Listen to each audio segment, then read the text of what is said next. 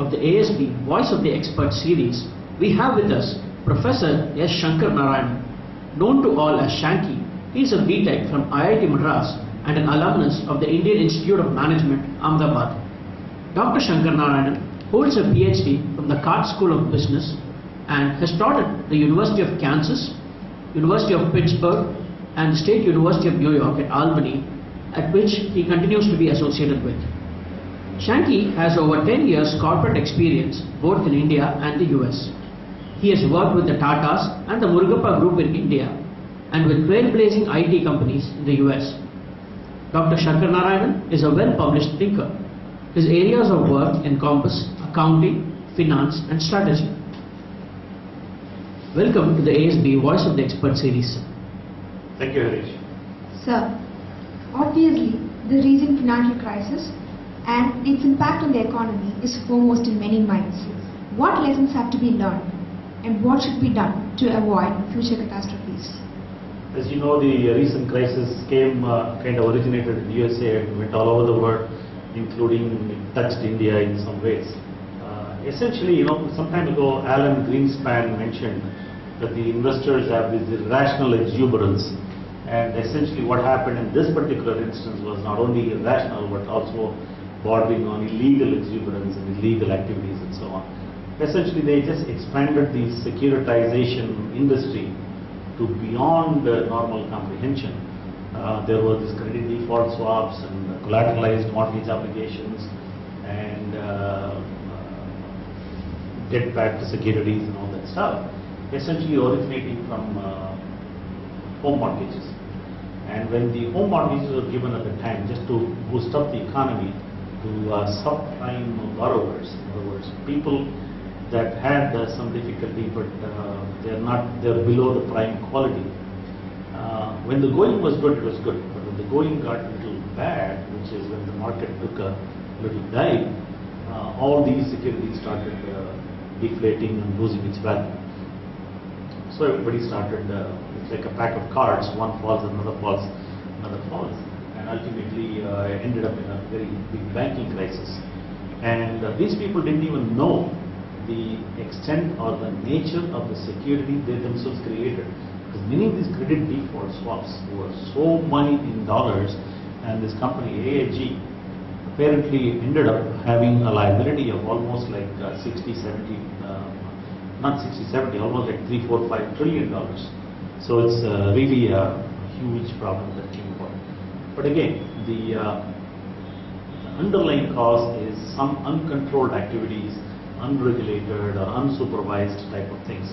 Previously, there was a Glass-Steagall Act and lots of other acts that controlled heavily the banking industry, the investment industry, and so on. Progressively, many senators and congressmen eroded away at those regulations and made them more and more free, so that everybody was just left to do whatever creative ability was able to do.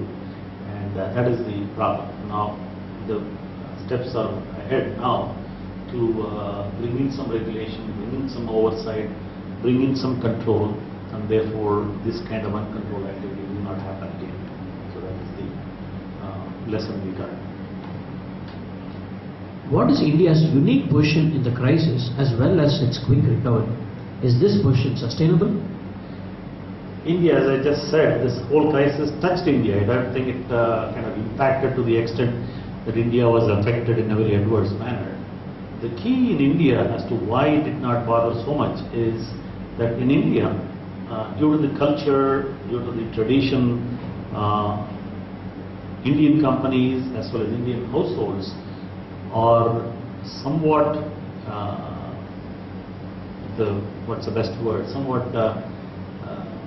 they don't want to take up as much debt as the foreign companies and foreign households did. In the US, it is not uncommon to see a company which is leveraged 3 times, 4 times, 5 times. And in households, you will find that the indebtedness of that household is almost like $10 to $1 of income, $5 to $1 of income. And therefore, that high leverage in the times of financial crisis will work very negatively on them, and therefore you cannot sustain the activity. In India, fortunately, the degree of leverage is very limited. also the companies were conservative. They wanted to keep control. Therefore, there was a lot of hesitancy to take on more debt load. And the families also, we used to, when we were kids, we only bought what we could afford to pay full amount. Now, of course, everybody is having credit cards and all the other finances. But nevertheless, we are still conservative in the amount of debt we take. And that is what helped us. And it is sustainable if we are watching our steps and do not expose ourselves too much to the foreign risks that are there. So, some of the recent crises have been the result of unethical, fraudulent and criminal behavior of some of the participants in the economy. What role can the accounting profession play in detecting these as a part of their audit responsibility? What changes need to be placed for deterring bad behavior and for detecting such behavior early on? Remember last year when I was here, this Satyam crisis was breaking up. Just about the same time, there was another famous case in the US called the Bernie Madoff episode. Now, Satyam, we are all familiar with. This Bernie Madoff was an investment banker that took on everybody else's money and investing in funds and promising and giving huge returns. Not huge, 12%, 13%, some steady returns. And what he was actually doing was not investing his money, but essentially taking from the later investors' money and then giving it to the first investors and so on and so forth. This scheme is called a Ponzi scheme. So you go up on this pyramid, ultimately everybody who came earlier are paid off and the later guys are left holding nothing. Anyway, somebody actually found out that this Bernie Madoff cannot be producing this kind of return given the current economic conditions. And he complained to SEC, he sent a note to SEC, which is the enforcing authority in many others, sent a team investigating. They talked to him, they went to his office and did all this thing and came back saying nothing seems to be wrong. And lo and behold, in December of 2008, the whole bubble burst, the whole Ponzi schemes comes to light, and he's found having defrauded investors to the tune of $60–70 billion. And therefore, that Ponzi scheme kind of unraveled. He went to jail. Satyam had a problem and he went to jail.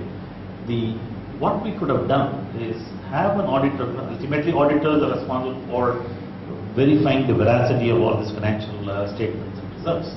So they should have more responsibility for investigative report, taking all the leads to find out where it leads and all that, and not just be satisfied with what the management tells us. Currently, there are no criminal procedures against auditors who fail in their work. There should be some severe penalties for failing in your duties and negligence and so on. So that can be done and then they'll be okay.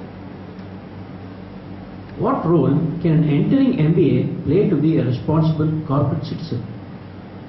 MBAs have a unique role in society, as you know, particularly in India.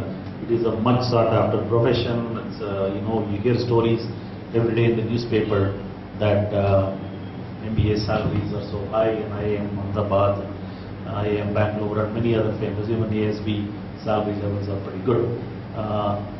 Along with those fame and money comes a responsibility to behave or to conduct oneself in a very responsible manner. What I would say is that MBAs should set themselves a high ethical standard for both personal behavior as well as their corporate behavior.